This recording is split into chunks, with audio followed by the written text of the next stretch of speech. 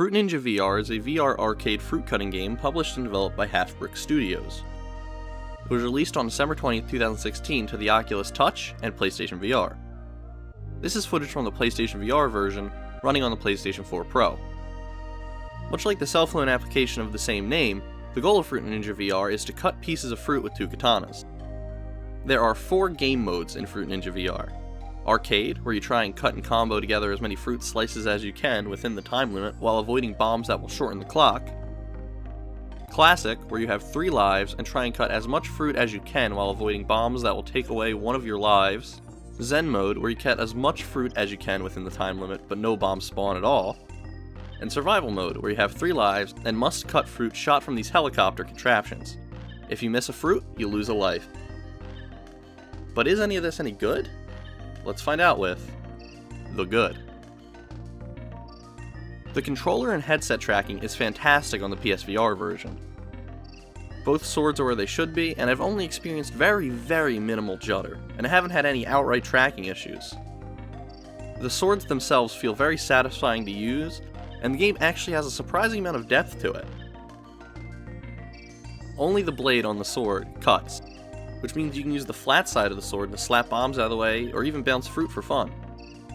You can also stab through the fruit, and get it caught on your blade so that you can combo it later with other fruit and boost your combo multiplier, as well as catch fruit in between your blades, again, just for fun.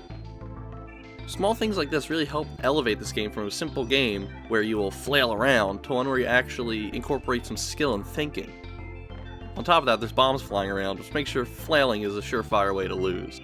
The game has an online leaderboard system, which is a great incentive to come back later and try and beat high scores. Fruit Ninja VR visually looks great and runs at a solid frame rate with no drops.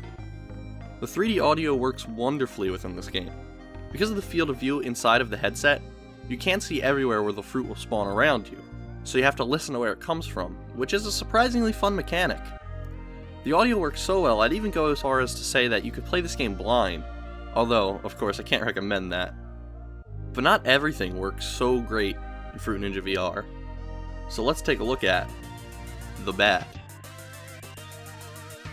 I don't have very many criticisms for Fruit Ninja VR, but the one I do have is that in some of the modes like arcade, the fruit spawns are random, which makes some runs better than others based on the merits of luck instead of skill. You could get a bonus combo fruit or a time extending fruit more on one run than on another run, which kind of sours the experience a bit for me. I didn't go into Fruit Ninja VR thinking very much, but I was pleasantly surprised with what I got, especially for the price. This is one of my favorite VR games, and I boot it up a couple times a week to try and beat my previous high scores. I can bring it along to parties so that everyone can try it out and everybody has a good time. Just keep in mind that if you aren't into beating high scores, there isn't much for you here. Fruit Ninja VR gets a Ninja Turtles movie out of 10. Thanks for watching, and stay tuned for more Infinite Backlog VR reviews.